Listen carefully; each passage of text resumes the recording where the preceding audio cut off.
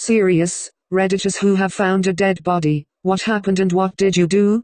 Patella Cluck says I was 17. We'd had a party at my house and we were all pretty drunk toward the end of the night. My friend, whose dad had died the year before, said he had lost the watch his dad had given him, so we turned the house upside down looking for it. He had been in the pool earlier, so we took the cover off. The water was murky from lots of people being in it all day and we couldn't see the bottom. My friend Michael got in to look for the watch. He swam down in one corner and came back up empty-handed. He went down in another corner and came up pretty quick and panicked, shouting, "There's someone down here." We pulled out. My cousin I ran for the phone. Mike, from inside the pool, somehow got out and beat me to the phone. Adrenaline, I suppose. So I went outside and we started CPR. He was still warm, so we tried our best. I felt his ribs break at one point. Ambulance crew got there, took over and took him away. Then the police arrived. None of us were allowed to leave. We had to strip and give our clothes to the police. An officer stayed with us till around 10 a.m., watching TV with us. Nobody was allowed to come in or leave the house till they had ruled out any wrongdoing. Riot says I was first on the scene at a car wreck where a truck had flipped and the driver and passenger had been ejected. The driver was fucked up, but that was still better than the passenger, who was most certainly dead. The wreck was already blocking the road and the body didn't make it any worse, so I left it alone after checking that he was dead, which was a pretty quick check, what with the shredded meat with bones sticking out and all. I thought about like putting a blanket over him or something, but it seemed a little pointless. The driver could hardly move or talk and I tried to do what I could to make him comfortable on a hot piece of asphalt until the police ambulance arrived, which took forever because this was way out in the Arizona desert. He wanted to hold my hand and kept sort of rambling about his trip and about the other person, so I half lied to him and just said his friend couldn't talk to him right now. A bunch of times I glanced over at the body because of how gory it was. I had seen bodies in funerals, not anything like this. I wasn't fascinated or into it or anything, just kind of shocked in a visceral way. The way people will instinctively rub their neck even when they know better. Anyway, I left once the responders arrived. Stopped to wash my hands at the first rest stop I came to, and told myself I would never drive again without everyone being buckled up. M0 says it wasn't exactly out of the blue. I was working in a nursing home. I reported it to the nurses and carried on my rounds. I was 14. My job was to deliver tea, not deal with dead people. Bill Papa says worked at a retirement home as a summer job as a teen. Went into the party room, and there was a woman sitting looking out the window. She didn't answer. I approached and sure enough she was gone. I called the nurses, then felt really weird about my own mortality for a few weeks after. Longman 226 says it's part of my job. Do the paperwork and call the meat wagon. Andre86 says I was 15 years old at the time and was coming home from school. Went right to my room to take off my clothes as I wanted to take a shower as it was very hot outside. When I opened the door to the bathroom, I found my grandma dead naked next to the bathtub. She wanted to take a cold shower and her heart gave out, I guess. She was in her late 70s. I immediately phoned my parents and left the building as fast as I could. When my parents and the cops arrived, they found me crying. John and Rennie says work in the property management industry and in my younger days encountered 4 dead bodies. 3 suicides and 1 OD. The suicides, 2 gunshots to the head and 1 hanging, were surreal. My mind still just tunes out the details because of what I saw. At the time, I just backed out of the room, called 911, answered their questions and left. The OD still haunts me. The young lady had an appointment at the office that she didn't show up to. The manager asked me to go to a wellness check because she was busy but was concerned. Knocked, no answer. Opened the door and saw her sitting on the couch, eyes open, watching TV. I tried to get her attention, no luck. I finally got close enough to realize she was no longer with us, said some words, and got out quickly. Called 911, answered their questions, left and still hate that day. It was the open eyes and just sitting there that gets me. If you want some stories, that is the industry to be in. Walked in on a lot of people, doing stuff with other people, weird drama between residents, weird drama with management, caught one manager renting her model unit out on an hourly basis. Never a dull moment. Devil1Q says I myself didn't find a dead body, but my friend had such a situation. He went to make a cool photo in an abandoned hospital. He walked through the corridor to the end and heard an unacceptable smell. Then he went into one of the rooms where the stench was coming and saw the corpse of the girl who was hanging there. He called the police and thanks to it found a girl who disappeared for 2 weeks. Luca031 says, well, my story doesn't qualify, but it does at the same time. Studied to be a dentist and we had some classes like anatomy and pathology. First anatomy class, my teacher says, hey big guy, you seem like you can lift stuff. I said, sure, what do you need? He uncovered the dead body that we learned on and said, I need him from point A to point B. He died and even give me freaking gloves. So there I am carrying a corpse in my arms like a man carries a woman at their wedding. Theon Linadler says I was a lifeguard at the time. I had only been on the job for about 5 months but made it to guard supervisor just from the amount of saves I had to do, so I was pretty much the one to call over if shit hit the fan. I'm on stand while a new guard was getting water. I witnessed a guy slip and hit his head pretty hard. I blow my whistle to signal a save and I hustle over there. The guy was still breathing, just unconscious, so the only thing to worry about was the trauma to the head. I didn't see any sort of bleeding or indent on the back of head, so more than likely he had a concussion. I tried to wake him by calling his name. His family was there by the time I finished examining him, and no response, not even a twitch. So we called paramedics to be safe. Note it takes them 10 minutes to get to the park. The guy is still unconscious and breathing, but I get a weird feeling that shit's about to hit the fan. So I have everyone except the family go about their business. I get a shiver going down my spine, so I turn around. The guy had stopped breathing, so I begin CPR, but I'm still not getting a pulse. We had to pull out the defibrillator while still doing chest compressions. We still had no pulse after 5 minutes of doing all of this. As lifeguards we are unable to pronounce people dead, so we had to continue another 5 till the paramedics got there. They pronounced him dead on scene. Skiji says dunno if it counts. This happened to me when I was 11 yo. Our neighbor at the time just cut open his wife's throat in the street in front of me. Deeply impacted me, and still have nightmares from it until today. Ended up changing neighborhood, then town, then I went abroad to another country. Her screams, gasps, muffled voice, blood, eyes filled with fear still haunt me to this day. Carl says I was 7 or 8 and it was very early in the morning and winter. I was living in Mongolia at that time, so the nights in winter got -40°C dead easily, and the man I found was a dead drunk who was frozen solid. Before that I sometimes saw a truck loading up drunks in the winter, but it was too early in the morning for it to make its round, and it was the first time I saw one from this close. Where's my WARG says digging a foxhole on a field exercise. I hit bones about 2 feet below surface level. Realized I had a couple of pieces in my discard pile as well. Stopped, put them in a bag. Wrote grid coordinates on the back and what bones I thought they were. I had just ended a course that was a bioanthropology lab. Sent them up the chain. Didn't hear anything more until 10 days later, about an hour before leaving the post, when they said the state police wanted to talk. It had been 10 days. I was confident from the dirt those had been there a very long time, and I didn't have a convenient backup ride, so I passed and went home. Never heard any more about it. What's the good word? Says my dad was traveling with a co-worker 25 years ago or so. They were in a rural area of the Midwest, and my dad pulled over to use the bathroom in a field. Weird choice, but okay. He walked a ways off the road, in what was likely a wheat field, and found the body of a teenager with a gunshot wound. They flagged someone down so they could call police, with a bag phone, naturally, and they arrived soon after.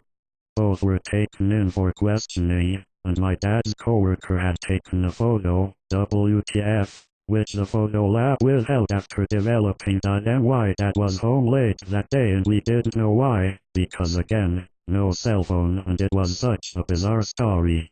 It was ruled a suicide, and really haunted my dad. Big Country 4716 says I called an ambulance and told them he wasn't breathing. They did their thing as I gave my statement and info to the police. The police told me I could go and they might be in contact. Never heard anything about it after that. Special Frank says freaked the fuck out when I found him and rushed to tell my ma on the phone that dad had died in his diesel. Zaka says I don't know if this counts since it's my father's story and he didn't actually find it, so my father was around 20, so this was around 1990 in Argentina. He went to a friend's house. He was going to pick him up. Let's name him Barry. Barry would be driving since his mother let him use her car. I don't remember the car, but my father always points out it was an English car since it was driven from the right. So, when my father arrives to Barry's home, he came out to show him a pistol that Barry's father had. He shoot 5 times a tree but only 1 bullet fired.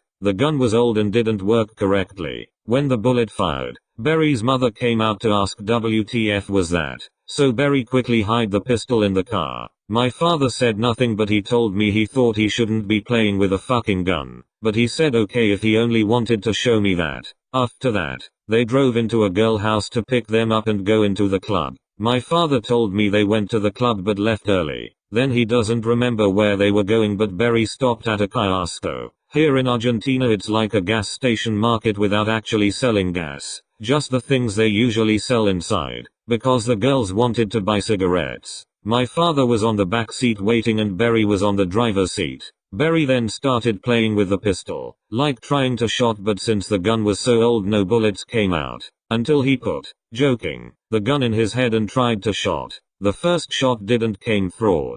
My father then said okay, stop now. But Barry made it a second time and then the bullet fired. My father here always tells me that he doesn't remember things correctly. He remembers opening the driver's door and seeing the brain liquid of Barry's head falling into his shoes. He remembers the girls asking what the hell happened. Then he remembers he was driving with his dead friend at his side, into his grandparent house because it was close and my grandfather was actually the only father figure my dad had. He slowly drove, because the girls refused to get into the car and walkies outside. When they arrived at my great-grandfather's house, my father explained what happened to him and called the police. A lot of people gathered, started asking a lot of stressful questions until he was taken to a police office. There he told them what happened, but the police asked him if he knew where the gun was. He in fact did not, but they told him they found the gun in the back seat. Then he remembered the gun dropped out of the car when he pushed Barry to the companion seat and he threw it into the back seat. They then ran some test. I don't know the name in English. They won with powder in clothes and hand, and showed that my father shooting any shot was impossible, so they let him free. My father then went to the bus station and traveled to his girlfriend's house that was a few km away. He was in shock. He didn't know what he was doing. He remember he didn't cry until he arrived, then cried a lot. He had no money left on him. He used it all in the bus ticket, so he had no option to stay there. Then 2 days later he came back to the city because Barry's funeral was held. He came there with his GF. But when he entered, Barry's sister and mother confronted him, accusing him it was his fault. My father raged but said nothing and left. His GF bursted into tears. To this day I'm pretty sure some people think my father actually killed Barry, but it was a long time ago. Why did Barry thought it was a good idea to play with a gun? IDK. Times changed. People have changed. My father still feels terribly bad for what happened because he thinks he should have said something when he came out with gun out of the house. But well, I hope nowadays people are more aware and less stupid to not play with guns. Edit. Grammar.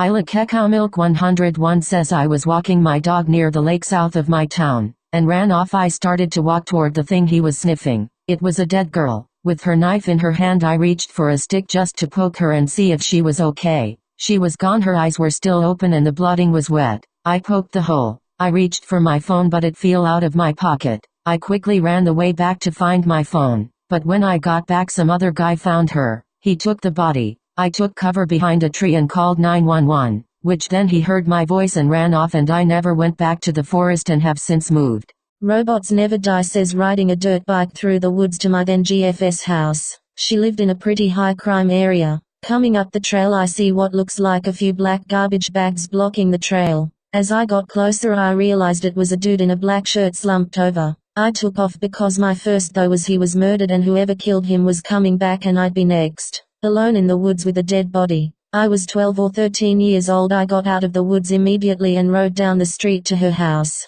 Jumped off the bike and started punching and kicking her app door while ringing the bell. She opens up and I tell her to call the cops, but her parents don't believe me, so her dad goes to where it is and comes back and only says, "Yup, dead body, alright." I show the cop where it is and they eventually tell us the dude had a suicide note and OD'd on heroin. He was 44, living with his mom, but wouldn't say a thing more. I got a cool police escort down the highway on my dirt bike since the road next to where he was they closed off. There was a side street next to the woods and a highway next to the side street. I told everybody I knew I found a dead body for years. My neighbor friend ended up finding a dead body a few miles away 2 years later. Playing in the woods 3 years before I found the dead body, a girl was abducted in 1999 walking home from work behind a Kmart and they found her body in the woods. I never realized my childhood was a literal reenactment of Standy by me. Edit. Oh, and there was an unsolved murder when they found another body in the woods in 1996. Then just a few years ago there a mob hit on a limo company. My town's fucked up. Welcome to NJ. Rarupup says I was a case manager in a housing program and had this really amazing client who would come see me every day, to check in and say hi. I hadn't seen him in a couple days and did a wellness check and discovered he had passed away. It sucked a lot, but I find some comfort in the fact that he didn't die on the streets or in jail but in his own apartment. Deleted, says the rail crew I was working with found a dead man near the tracks in an advanced state of decay. His head was missing, and shit, I poked it with a stick, and said murdo. Queen of 178 says not exactly a dead body, but I thought it was. I think I was about 16 when I found my friend after a suicide attempt. I checked for a pulse, as best as my 16-year idiotic ass knew how, removed vomit from her mouth and checked for breath with a mirror. All the while I was on hold with emergency services because there was some kind of outage or something. But I was certain she was dead, cold, no pulse, no breath. I think I was just numb from the shock or something, but I was quite calm. So when I finally got an operator on the phone I calmly began telling him about my situation. Then two things happened. One, I realized dead people can't swear too. I literally saw the color drain from her. I freaked the fuck out and cried all the while until the paramedics arrived to take over because I was shit at CPR. VFib says working as a paramedic on the fire department, it's a semi-common occurrence. Toned out many times for a PNB, pulseless non-breather, and find that the person is obviously dead and not salvageable. Dealing with that is the easy part. Talking to the family is the hardest part. AskReddit says I didn't find it, but a few of my neighbors did. A bunch of us kids, like 7th or 8th grade, got off the bus and started walking to our houses. A few of the kids who lived on the other side of the street noticed a shovel stuck inside the snow, so they decided to pull it out and return it to the old lady who lived in the house where they found it. However, when they pulled it out, the old lady came with it. They called the cops and their parents, and we all eventually found out that it was a heart attack that sadly happened while she was trying to shovel hay driveway. Lord of the Puddle says I worked at a nursing home and was the least freaked out over dealing with the bodies, so I was basically the go-to aide on the floor for post-mortem care. I also ended up being one of the few, very few, like 5 people in the whole facility of roughly 90 employees, who could train new employees on PM care. The worst part for me was never the bodies. The facility I worked in was not great and people were typically suffering with little to no quality of life. Hospice doesn't mean good things, so it was kind of a relief when people passed. It was dealing with the families, who were so sad and lost and hurt, but at the same they had seen their loved ones decline and become shells of who they once were. I think the worst instance was a man who had been in decline for weeks. It was one of those times when you're pretty sure it's any day now, but somehow he just kept on. His 2 daughters were so hesitant to ask us for anything, but you could tell they were terrified. Every day I would take a huge amount of time to walk them through any care I provided, hourly checks, turns, hygiene, wetting the mouth, changing linens, etc., and I'd ask if there was anything they needed, a cup of coffee, a snack, a warm blanket, a pillow, a book or magazine. When he passed they just fell to the floor, sobbing and holding on to each other. We finally coaxed them out of the room, and I sat with them and explained the process of PM care. I told them they didn't need to be there, it would be better for them if they weren't in fact, and they waited. I washed and dressed him, I combed his little old man tuft of hair, remade his bed and fixed his pillow. They came in and you could see in their shoulders that they were lighted to see him looking peaceful. They cried and held me, which, to be honest, was super frickin' uncomfortable for me because I hate being touched, and sat by the bed to wait for the funeral home to come take him. Their grief was so strong and raw and intense that it made your heart clench up. They were such kind and loving daughters, and I know their hearts broke that day, but I also know that having someone take care of their father, and them, helped set them to healing. It was, very honestly, probably the memorable instance of dealing with death that I have. El Cazaner says it was Christmas Eve and I was walking with a friend down a stretch of road with a skate park at the end. Suddenly a black truck careened onto the grass adjacent to the skate park, and facing us after missing the turn on the boulevard that went around the skate park, probably going 90 miles an hour, and missed all the kids in the parking lot on both sides of the vehicle and crashed into a tree with a deafening screech. Conveniently they crashed into a tree in front of the fire station. Ironically, the firemen were elsewhere. I looked at my friend Sarah, and said I got to go help. I ran up to the truck and noticed that the truck was wrapped around the tree right where the driver's seat would be. I thought I heard screams. I don't know for sure, but I knew I had to act fast since the vehicle started to catch fire, and the windows were too dark to see through. I tried first with my elbow, but the window held up, and while people gathered I asked to borrow someone's skateboard. A kid gave me his, and I jumped into the bed of the truck. It's hard to describe. The black rough lining of the bed had folded over from the impact.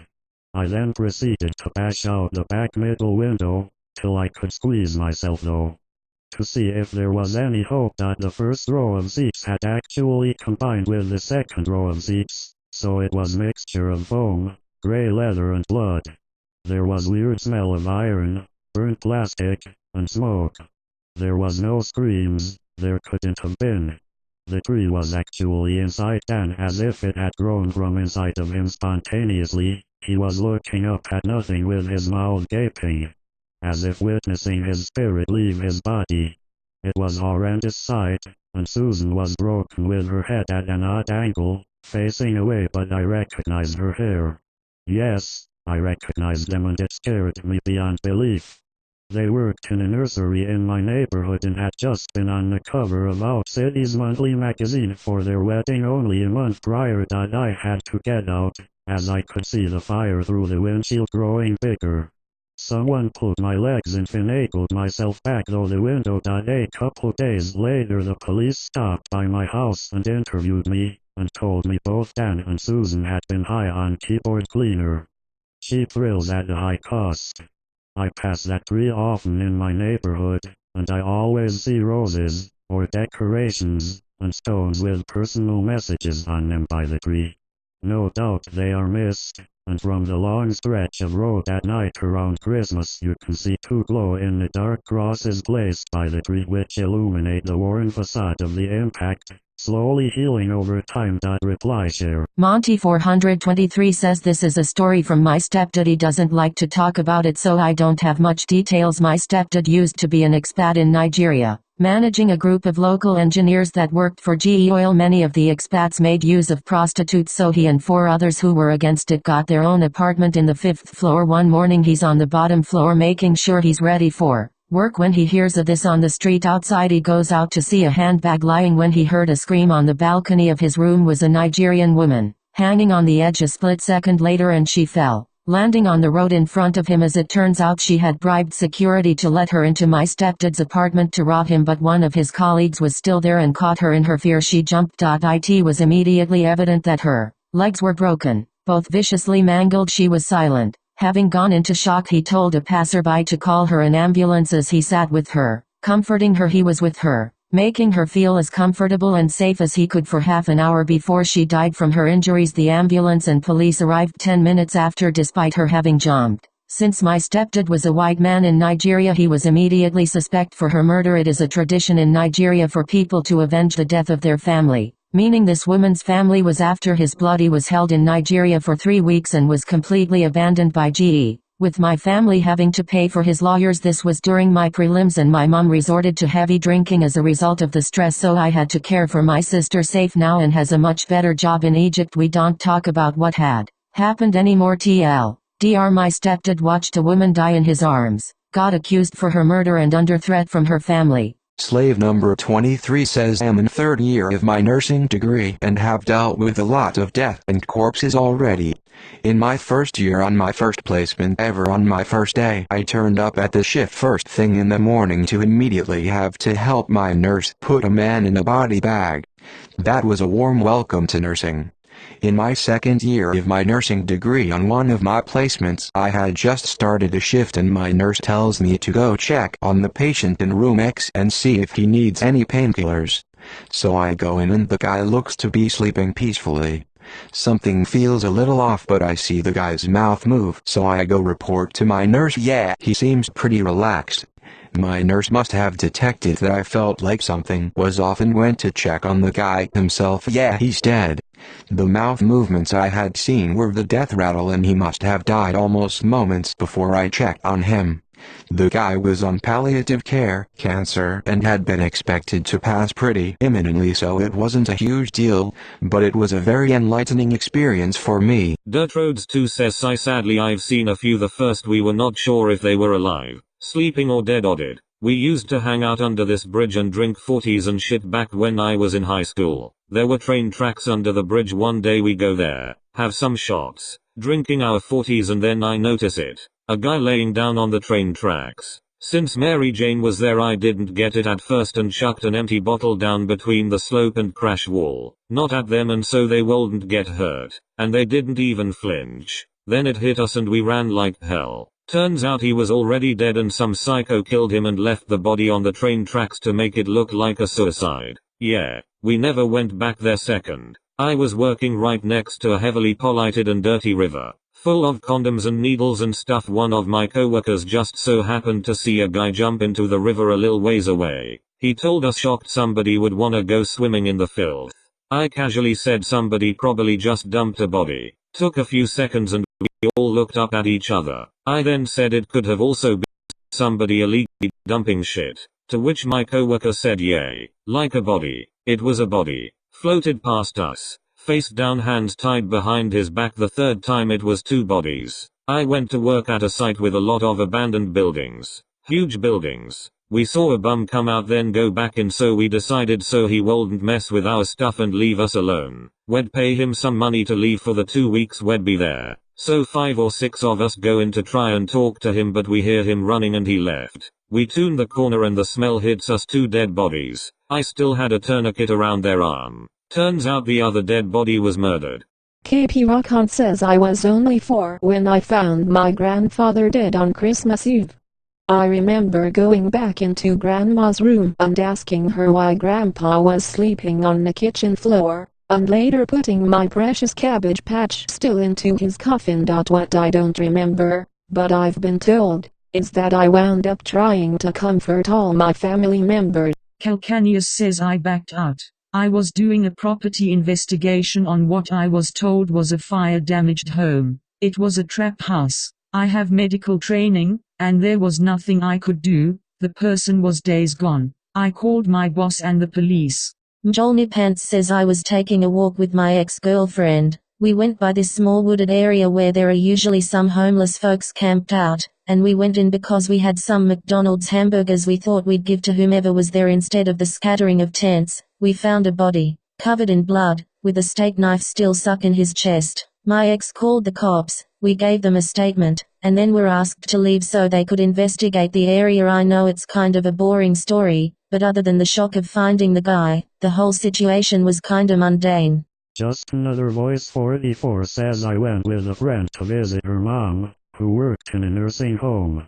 I looked into her room and the moon was shining on this lady, but I could tell she wasn't breathing. I went to the front desk and said, I think the lady in this room is dead. The lady at the front desk chuckled, thinking I was just fucking with her. Then she looked at me and saw I was serious. She said, "Okay, I'll go check." She came out of the room about 10 seconds later and said, "Yep, she's gone." The end. Isaac Nitzig says I was in high school at the time. We were hanging out at a friend's house partying. My friend's older brother, let's call him Jim, and girlfriend, let's call her Tina, left to go buy some cigarettes. About 2 minutes later their car came flying back into the driveway. They both jumped out and were screaming, "Call the police, we found a dead baby." This was pre-everyone having cell phones. At first we thought they were messing around but quickly realized they weren't. Someone at the party called and my friend and I jumped in the car with Jim and Tina. We got to the scene and sure enough, there was a 1 to 2-year-old child laying in a neighbor's yard. Tina was in nursing school at the time. She checked the vitals but there were none and the toddler was ashen and cold. It was pretty clear he was dead.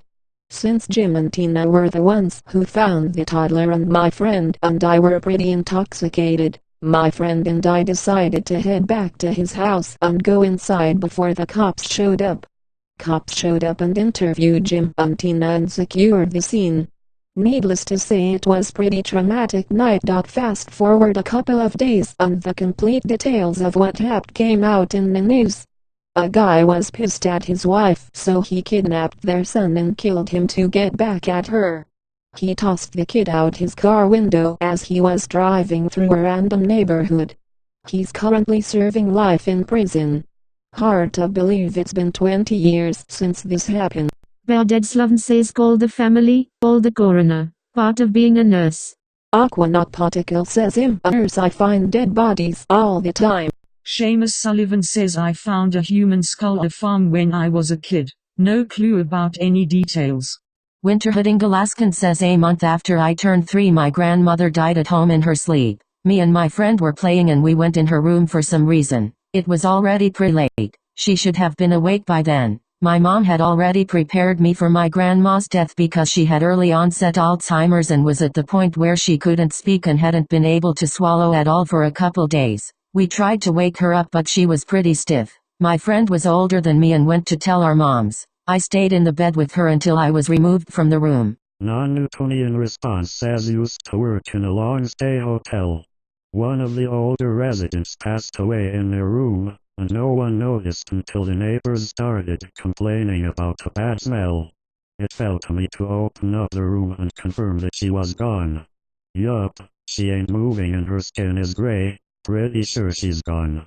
Locked it back up and waited for the paramedics to take her away. It wasn't all that bad, to be honest, although the instinctive fear of the smell of death is something I hadn't experienced before. Himina Miss Laura says I was living in this big boarding house years ago and became good friends with several residents. One guy Eddie recounted to me how 2 years before I moved in, he got up in the middle of the night and his next door neighbor Charlie was sitting there with a glass of wine, chilling. Eddie had known him years and him lazing around till all hours was typical. So Eddie said hello briefly and went to pee. Charlie hadn't really responded when he'd said hello but he was a man of few words so this in itself wasn't unusual. But Eddie still felt like something was off. So he came back out and made a point of saying goodnight before he went back to bed. Charlie didn't respond. He was sitting there dead in his chair, eyes open. Cig burned right down in the ashtray. Eddie alerted our building manager and they called an ambulance but it was far too late. He was only 50 but he had health problems galore. Ambus reckon he'd been dead for hours. Several other residents had got up to pee through the night and also hadn't realized he was dead. He was taken away. Eddie cleaned out his room and his few meager possessions were divided by residents of the house. He had no family. Eddie was a dude who had gone through hell and back in his life. Abusive childhood, drug problems, armed robbery, then 15 years in prison. He'd found God by the time I met him and was a pretty upstanding sort of guy. But through all the shit life had thrown at him, finding his friend dead that night was up there with the worst of his experiences. The fact that he'd just walked right past him and had gone to pee seemed to bother him the most. Like I was peeing while he was dead outside. It really shook him up.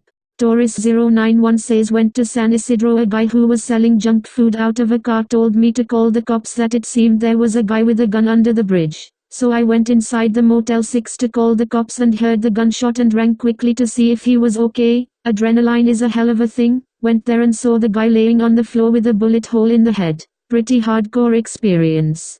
Gnome 73 says my cousin and I were crossing the bridge from Mexico to Brownsville. I was about 17 at the time. As we are walking on the bridge over the river, we notice a body floating.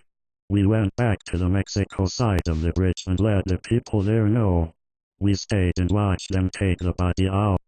Soda says I found my dad's body when I was 7. It was his 60th birthday and Mom and I had been out buying him a present. I ran in the house first and there he was, lying in the back hallway. Massive heart attack. They called it a widowmaker. His cup of coffee that was on the living room end table was still warm. And I don't remember too much after that. I know Mom left me in the house alone with him while she went to the neighbors to call an ambulance because we didn't have a phone at the time. It was the early 90s.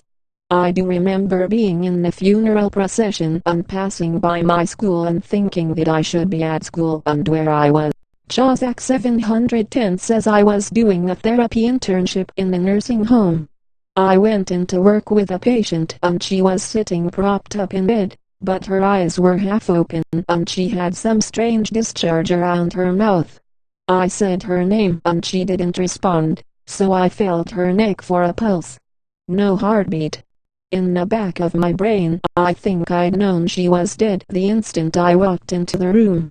My supervisor walked in at that instant and I told her calmly that the patient was dead and I thought she'd been dead for a while because she was going cold. I ran out to get the nurses and they came with the defibrillator, but there was no point. I felt kind of numb about the whole thing. The patient had end-stage COPD and other assorted diagnoses, was generally non-compliant with most treatment advice and seemed to want to enjoy herself however she could until the end came. It came. I hope it was quick and painless. Shaymot says my dad found my uncle after he had stopped responding to phone calls from family for about a week. He had mental health issues, so there was reason for concern. Dad went to Uncle T's apartment the next town over, 1.5 hours away, and says he could smell death immediately. Well, he knew from when he worked at the airport in his hometown, mining town very far northern Manitoba, Canada, when they would ship dead miners back home. He called 911, kicked the door in and found his brother bloated in a blood-filled bathtub with a knife nearby and a stab wound into his heart.